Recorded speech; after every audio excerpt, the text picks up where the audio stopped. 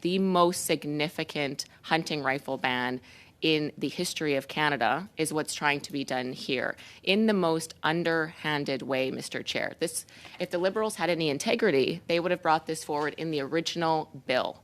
Then it could have been debated in the House, but of course they did not do that.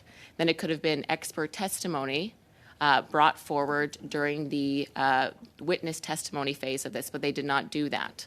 Why did they not do that? Did they not want to face proper public scrutiny? That's what it seems to be. So this isn't about safety. And again, Mr. Chair, this is coming in light of new statistics that show that under the Liberal government, there's been a 92% increase in gang-related homicides in this country. 92% increase since Prime Minister Trudeau took office.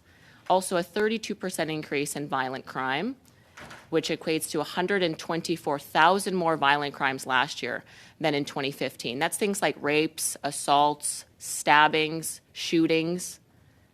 And we know that the firearm problem in this country, in large part, the vast majority of the issue, which is growing, which is of utmost concern, is the handguns that are being smuggled in illegally from the United States and being used by gangsters and gangs and criminals to hurt Canadians, particularly in our big major cities like Toronto and Montreal. Also, Winnipeg is experiencing this.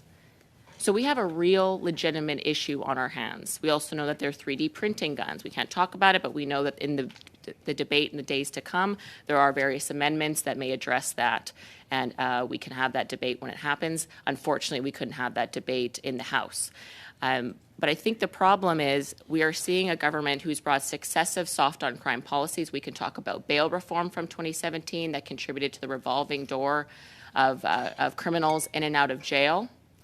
That's coming home to roost now 5 years in. We can talk about Bill C-5 that they recently passed. They talk about gun crime, but they removed mandatory jail time for serious gun crimes. Like firing a gun with the intent to hit someone with the bullet is no longer a mandatory prison time.